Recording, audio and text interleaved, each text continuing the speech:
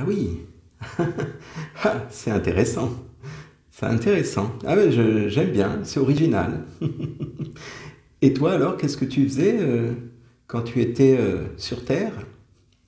Ah, ah ben ça j'aime bien, ça j'aime bien. C'est sympa, c'est original. J'allais même dire, je suis mort de rire, si tu me permets l'expression, évidemment.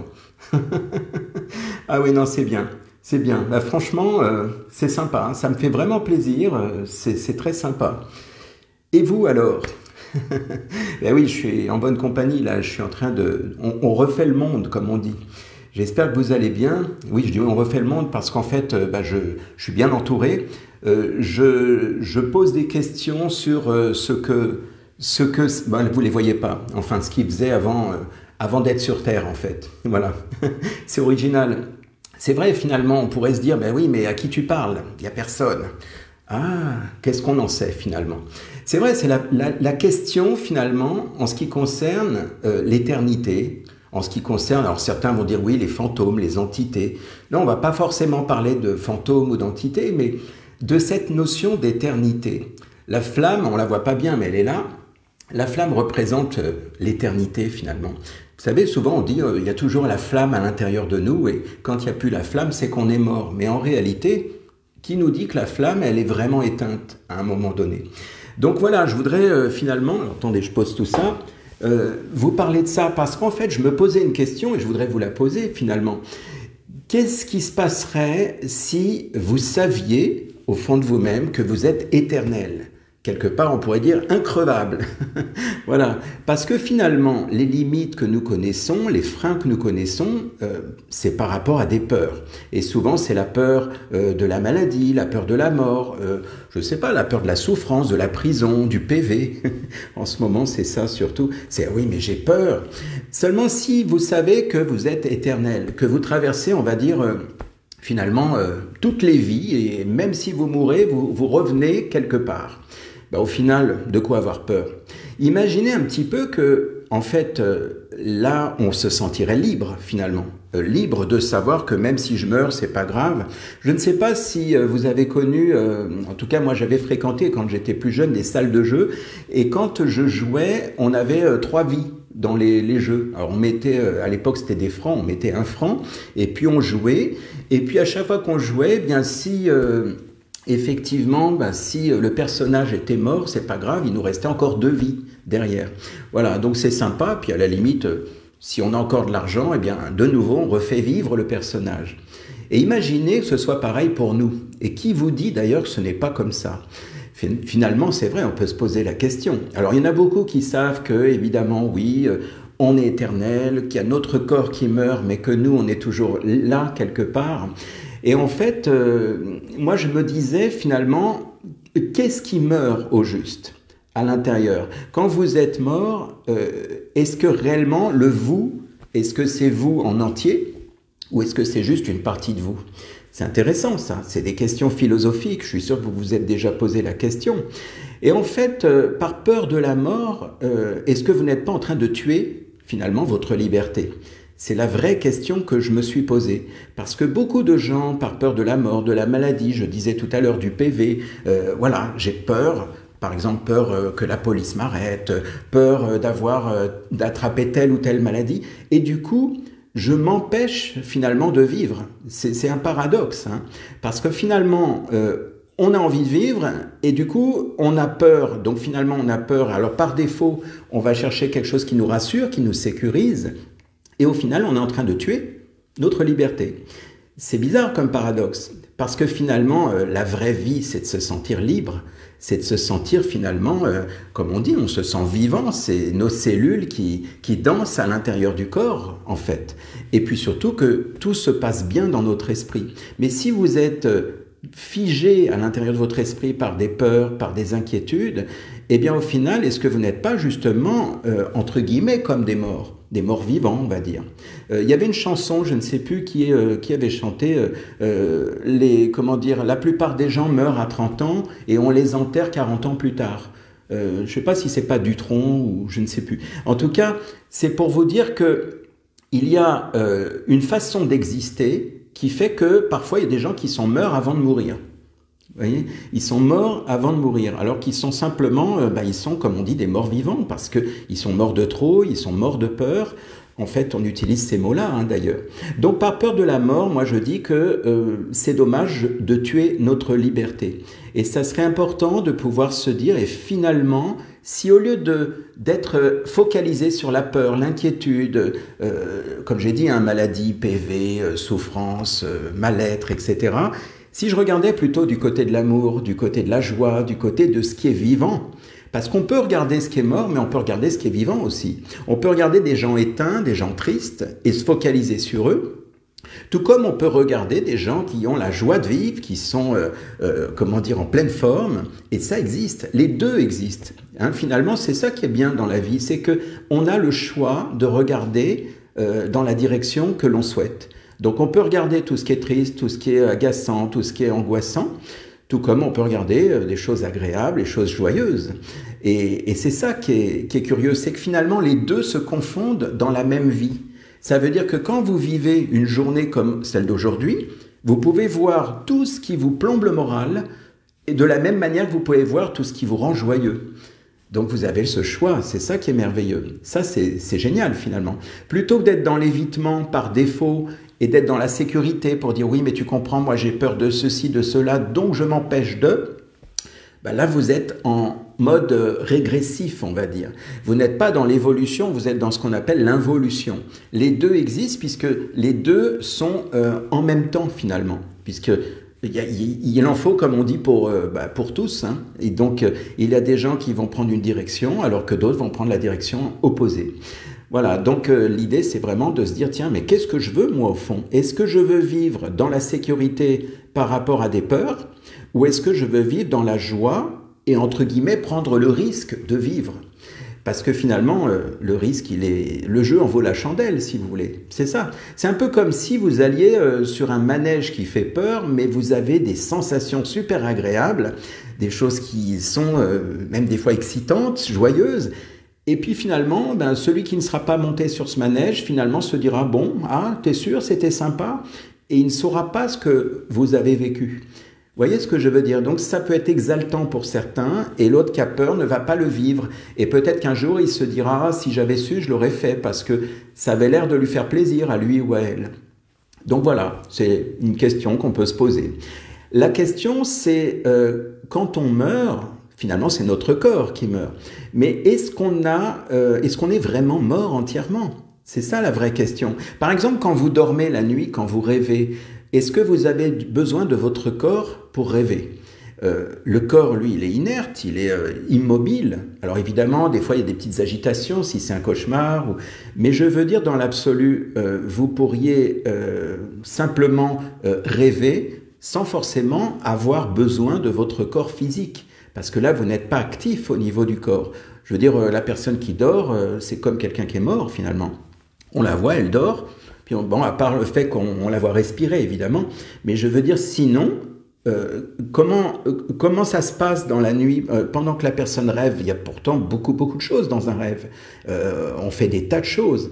Alors, c'est surprenant d'imaginer qu'il y a une grosse activité cérébrale, alors qu'en réalité, le corps, lui, il est inerte. Il est physiquement, il est endormi, tout comme en hypnose. Parfois, en hypnose, quand on voit des gens, on a l'impression vraiment qu'ils sont comme morts, parfois. Alors, c'est pas toujours, mais je veux dire que quand on fait une séance d'hypnose, la personne, c'est comme si elle dormait. Elle est là, et elle est là, elle n'est pas là, mais en même temps, elle est ailleurs. Elle est dans son côté cérébral, il y a beaucoup de choses qui se passent. Sinon, on ne ferait pas d'hypnose. Donc l'idée que ce soit une personne en état d'hypnose ou que ce soit une personne qui soit, on va dire, allongée dans son lit en train de dormir, physiquement, à part la respiration, il n'y a pas grand-chose, mais à l'intérieur de son esprit, il se passe énormément de choses. Donc la question à se poser, c'est est-ce que le vivant est toujours visible? Et oui, ce soir, c'est que des questions philosophiques. Voilà, est-ce que le vivant est visible? Le vent, c'est vivant. Pourtant, on ne le voit pas. Il y a plein de choses comme ça qui sont... et on peut se poser la même question par rapport à ce qui est mort. Par exemple, si vous avez, vous savez, ce qu'on appelle une peau morte, souvent, ou même si vous vous coupez les ongles, si, je sais pas moi, il y a des cellules tout le temps qui meurent. ben, quelque part, ça ne vous enlève pas quelque chose de vous. Je veux dire, quelqu'un vous voit aujourd'hui et vous revoit demain, et ben il va vous dire bonjour de la même manière. Il va pas dire, oh, il y a une partie de toi qui est en train de mourir. Ben non.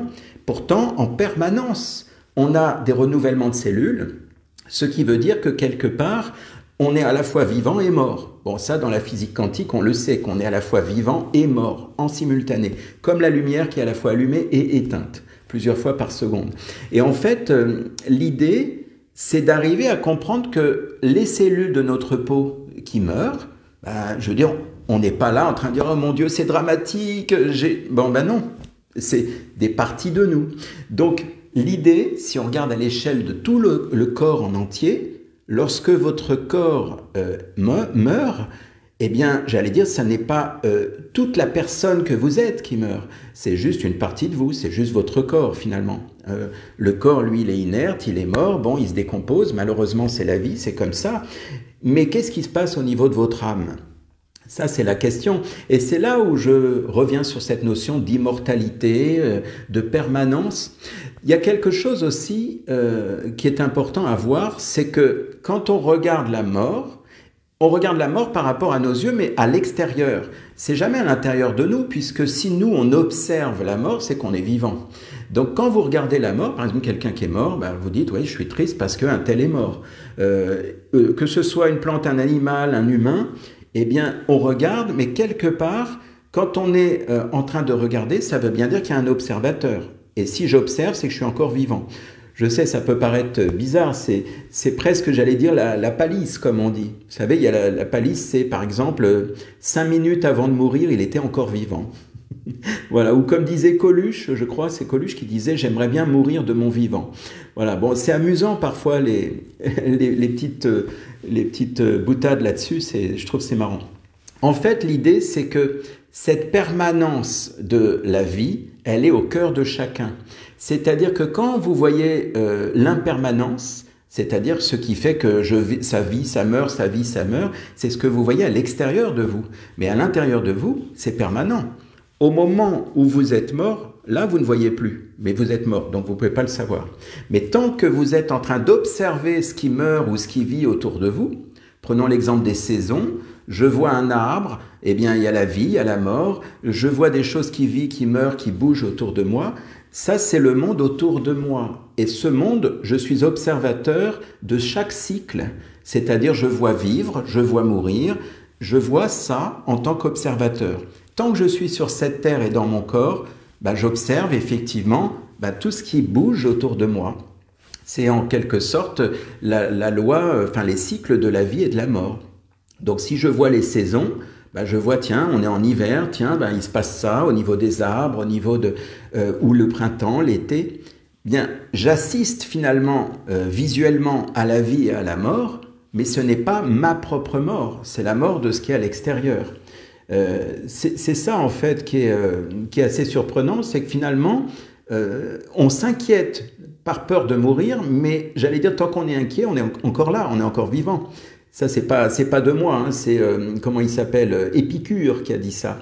Hein, donc l'idée, c'est ça, c'est que quelque part, ce que disait Épicure, alors je sais plus trop comment il le formule, mais il dit, à quoi ça sert d'avoir peur de la mort, puisque quand vous avez peur, c'est que vous êtes encore vivant, et quand vous êtes mort, il n'y a plus de raison d'avoir peur, puisque vous n'êtes plus là pour le savoir. Bon, je l'ai tourné à ma sauce, mais c'est un petit peu ça, en fait.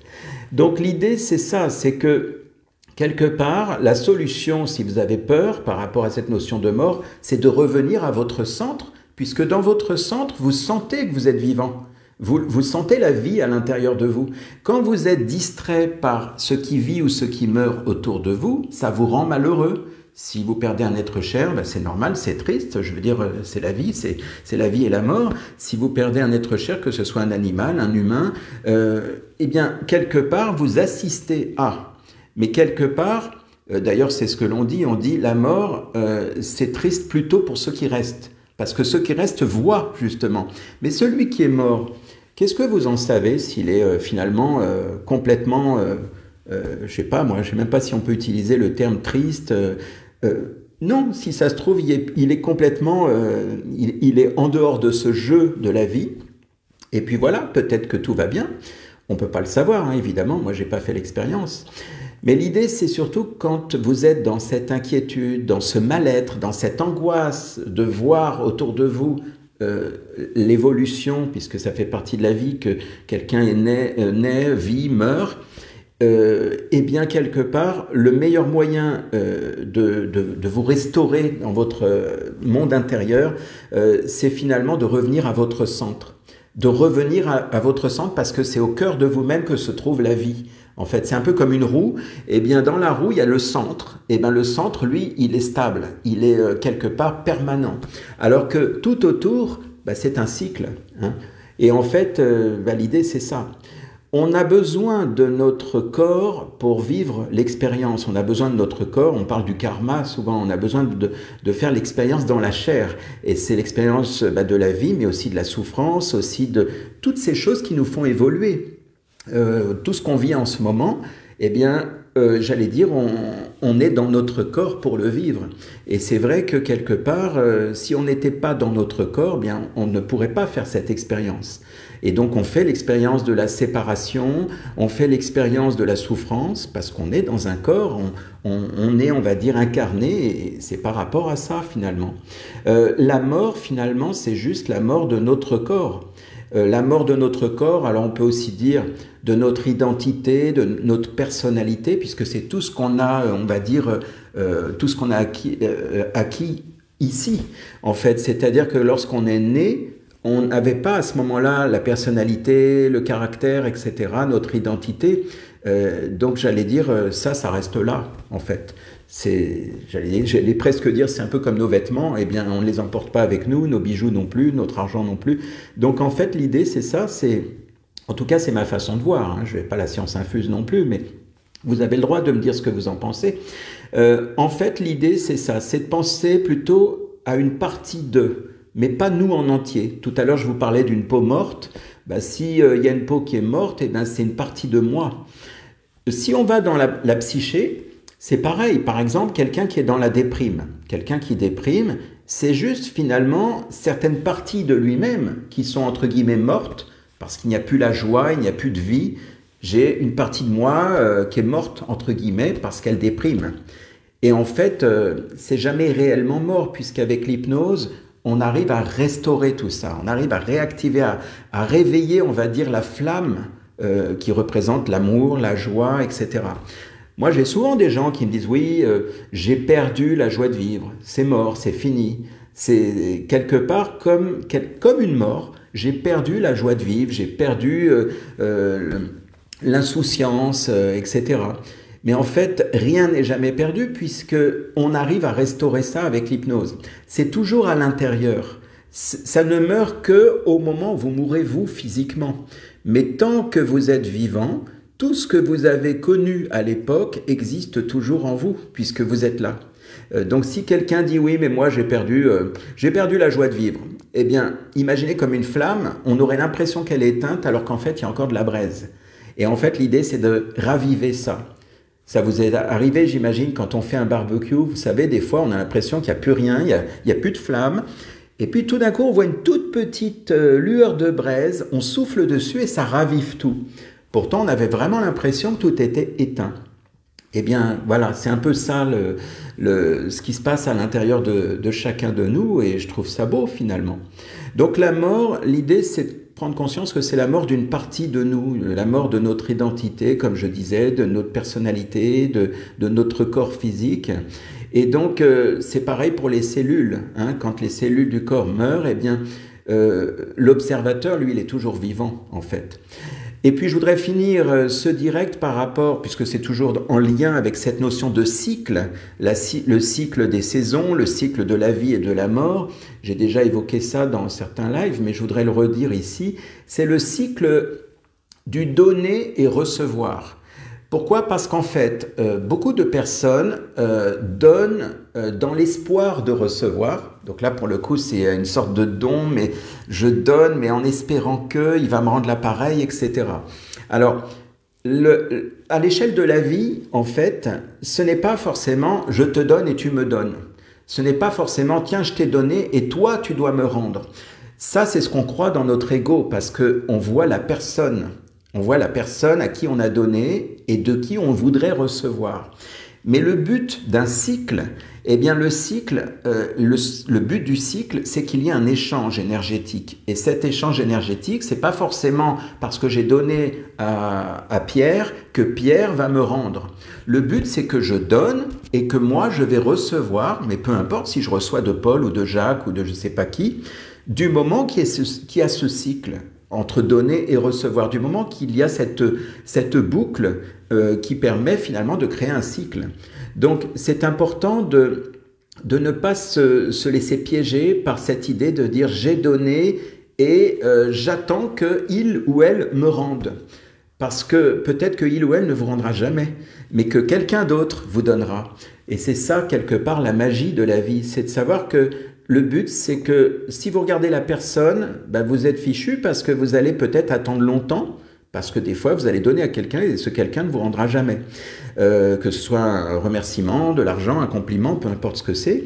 En revanche, si vous pensez en termes d'énergie, je donne, je reçois, je donne, je reçois. C'est pour ça que quelque part, il y a même des gens qui disent, voilà, si vous êtes généreux avec les gens, par exemple, vous donnez même à un clochard dans la rue, on sait bien que le clochard ne va pas vous le rendre, quoi qu'il peut vous rendre un sourire, mais c'est pas lui qui va vous rendre, mais la vie va vous rendre, en fait. Et ce cycle-là, c'est important.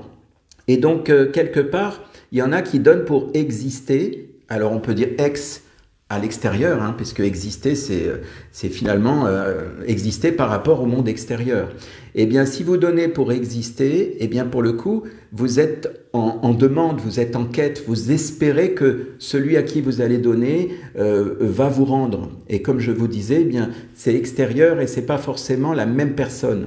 Donc, l'idée, c'est quelque part d'arriver à rester centré à l'intérieur de vous. Si vous êtes centré, il n'y a pas le souci de dire ah oui, mais j'ai donné, il faut qu'il me rende, etc.